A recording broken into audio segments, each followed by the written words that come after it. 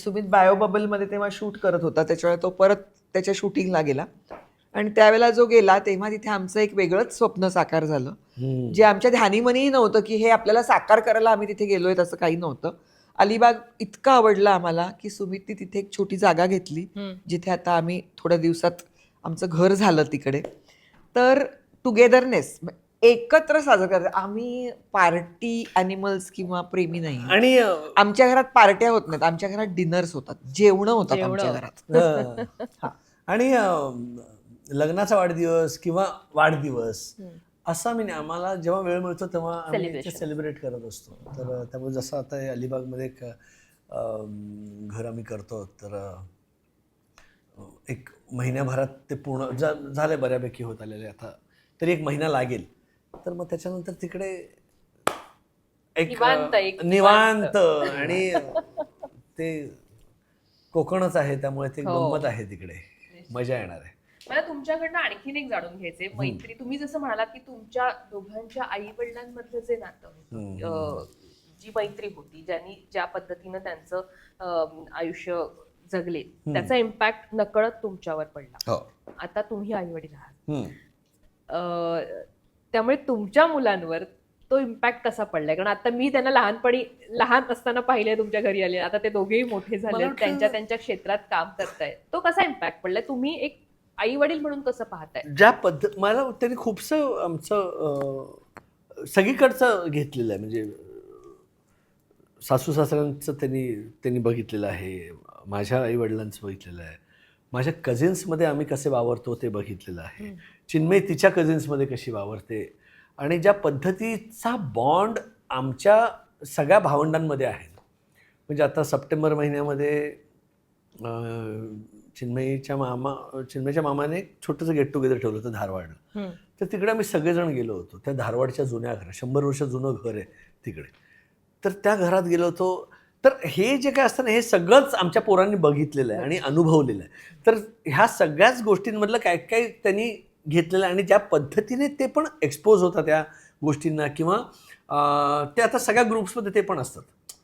चिन्मयच्या कझिनच्या ग्रुपमध्ये सुद्धा आहेत, माझ्या कझिनच्या ग्रुपमध्ये सुद्धा ते आहेत, व्हॉट्सअप ग्रुप्समध्ये आहेत. त्यामुळे ना, जो संवाद असतो किंवा जे संभाषण असतं त्याच्यात ते सहभागी होत असतात, ते फोटोग्राफ शेअर होत असतात. त्यामुळे ना ही खासियत आहे मला असं वाटतं की आपल्या कुटुंब व्यवस्थेची, भारतीय कुटुंब व्यवस्था जी आहे ना, त्याची ही खासियत आहे की आपण जरी आता वेगवेगळे झालं, तर जरी न्यूक्लिअर फॅमिली झाल्या असल्या तरी ह्या व्हॉट्सअपच्या निमित्ताने ना एक जॉईंट फॅमिली झालेली आहे. मजा असते. आणि मजा आहे दोन्हीकडचं. हो, आणि फालतूगिरी चाललेली असते, नॉनसेन्स जोक चाललेले असतात. पण मला असं वाटतं की हीच गंमत आहे, आणि त्यानिमित्ताने हा बॉन्ड तयार होतो. आणि ना, ते खूप खूप समंजस आहेत, आणि मला असं वाटतं, आम्हाला दोघांना वाटतं ते व्हेरी सॉर्टेड. म्हणजे आई वडील करतायत, म्हणजे बाबा वाक्य प्रमाणम असं जे आपण म्हणतो तशासारखं त्यांचं काही नाहीये, की म्हणजे आई वडील म्हणतात की हे बरोबर आहे तर तेच बरोबर आहे, असं काही नाहीये. कारण तो अवकाश आम्ही त्यांना दिलेला आहे, ते त्यांचा प्रत्येक गोष्टीमध्ये त्यांचं काहीतरी म्हणणं आहे. म्हणजे मी तर नेहमी म्हणते की माझ्या मुलांनी कुठल्या माध्यमात शिकायचं आणि त्यांची नावं काय असायची, काय ठेवायची, याच्या व्यतिरिक्त एकही त्यांच्याबद्दलचा निर्णय हा त्यांचं मत न घेतला गेलेला नाहीये घरामध्ये. आणि माध्यमाच्या बाबतीत सुद्धा त्यांच्यासाठी मराठी माध्यम निवडल्यानंतर सुद्धा त्यांना हे निवडीचं स्वातंत्र्य दिलं होतं की नंतर तुम्हाला हा निर्णय माझा चुकला असं वाटत असेल तर मी तुमच्याबरोबर मेहनत करीन आणि तुम्हाला इंग्लिश मिडियममध्ये घालीन. तर ते दोन्ही मुलांनी सांगितलं की नाही, आम्हाला असं वाटतं की हाच योग्य निर्णय तू आमच्यासाठी घेतलास. त्याच्यामुळे मला असं वाटतं की अशा पद्धतीचं वातावरण असल्यामुळे आज जेव्हा मी मराठीच्या आंदोलनासाठी उभी राहते तेव्हा माझी मुलं त्या आंदोलनामध्ये मला साथ देतात, ते माझ्याबरोबर त्या आंदोलनामध्ये येतात. किंवा आज आमच्या नाटकाचं म्युझिक नीरदनी केलेलं आहे, संगीतकार म्हणून नीरदनी केलेलं हे पहिलं नाटक आहे. त्यावेळेला दीपक राजाध्यक्ष नावाचा आमचा जो मित्र आहे, खूप जवळचा मित्र आहे आणि माध्यमकर्मी आहे, त्यांनी त्याला सांगितलं की तू केवळ त्यांचा मुलगा आहेस म्हणून त्यांनी तुला हे काम दिलेलं नाही, हे तू ध्यानात धर. तुझ्यामध्ये काहीतरी त्यांना पोटेन्शियल दिसल्याशिवाय ते तुला काम देणार नाहीत. आणि असंही नाही की नीरद हे कधीच गृहीत धरणार नाही की आता आमची कंपनी आहे नाट्यलीला, त्याच्यामुळे पुढच्या सगळ्या नाटकांचं संगीत हे माझ्याचकडे येईल असं अजिबात होणार नाही हे त्यालाही माहिती आहे. तर त्याच्यामुळे मला वाटतं की हे खूप मस्त वातावरण आहे. आमची मुलांची पण त्याच पद्धतीची मैत्री आहे. आज नाट्यलीला ही जी आमची नाट्यसंस्था आहे, तर बऱ्याच गोष्टी मला आणि सुमितला खरंच नाही कळत की काय तो अल्गोरिदम असतो आणि कुठल्या वेळेला काय करायचं आणि Social media. ते पेज कसं चालवायचं हे ती आम्हाला मुलगी नाही आमची- कळत. ते दिया सांभाळते. दिया सिनेमॅटोग्राफर आहे, तर दिया ते सांभाळते.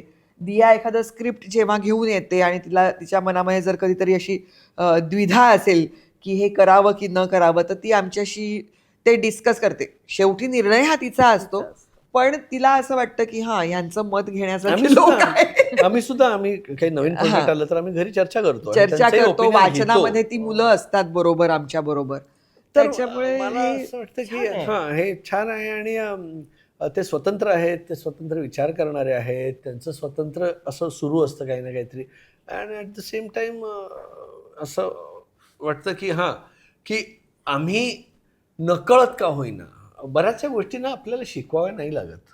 बऱ्याचशा गोष्टी त्या बघतच मुलं ते- observe हो. आता हे म्हणजे उगाच बाळकडू द्यायचं नसतं.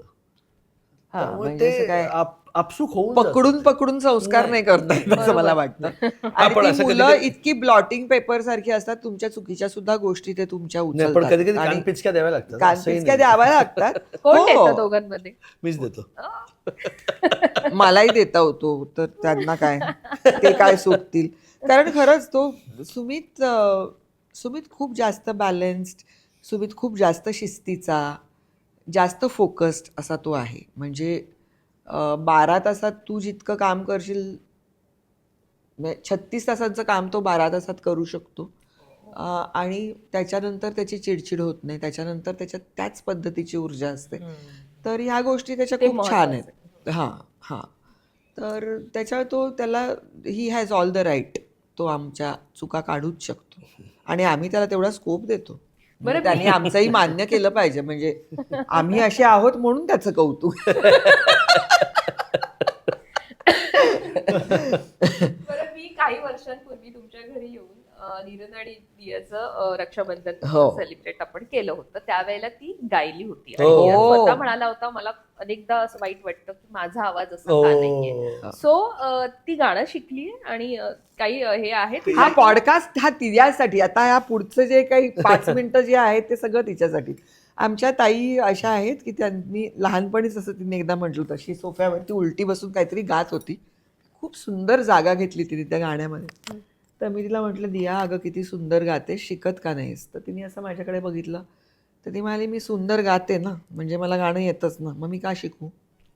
असा तिने प्रश्न मला असा एक 4-4.5 वर्षाची असताना तिने मला विचारला होता. त्याच्यामुळे तिचं फॉर्मल शिक्षणावरती तिचा फार विश्वास नाही आहे गाणं शिकण्यावरती, पण तिचा कान खूप चांगला आहे आणि तिचं ग्रास्पिंग खूप चांगलं आहे. काही वर्ष जेव्हा तिच्याकडे खूप म्हणजे तिची शाळा आणि असं नेमस्त सगळं आयुष्य चालू होतं, तेव्हा ती त्याच्यामध्ये ती गाणं शिकली. गाणं पण शिकायचं ते. जसं काही ते नेमस्तपण संपलं त्याच्यानंतर हां. दियानी म्हणजे ती अजूनही तिची फार सुंदर सजेशन्स येतात. आत्ता सुद्धा ती सुमितचं गाणं फार काटेकोरपणे ऐकते हो. आणि त्याच्यामध्ये ती बऱ्याच गोष्टी सजेस्ट करत असते. पण फॉर्मल गाणं शिकणं तिच्याच्यानी होत नाही. आणि ते सांगून जरा आम्ही थकलो आता ते. हां, त्याच्यामुळे हा एक ड्रॉबॅक आहे दियाचा. हां. बरं, मुलाखतीच्या शेवटी तुम्ही दोघांनी एका शब्दात किंवा एका वाक्यात एकमेकांविषयी बोलायचं. हम्म. चिन्मयी सुमित यांच्यासाठी सुमित राघवन एका शब्दात किंवा एका वाक्यात. खूप आहे पण एक हो, पटकन खूप सुचतं आहे. असं. पण भला मित्र. म्हणूनच रंगतोय रंगभूमीवर हो, ही ही दोस्ती दोस्ती तुटायची तुटायची. नाही. भला मित्र. सुमित सर, तुमच्यासाठी चिन्मयी सुमित.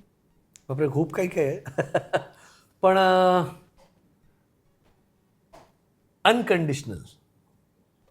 हां, अनकंडिशनल प्रेम किंवा कम्फर्ट झोन की चॅलेंज आहेत समजून घ्यायला. कम्फर्ट झोन आहे की चॅलेंज आहे? नाही, मी ते त्या प्रश्नावर अवलंबून आहे की मी काय विचारणार आहे. कधी कधी मी काही असं विचारलं तर ते चॅलेंजिंग असू शकतं, पण नॉर्मल कम्फर्ट झोन. दोघांमध्ये कोण जास्त विचार करणार आहे सतत? प्रोसेस चालू असते. चिन्मयी. हो ओव्हर थिंकिंग.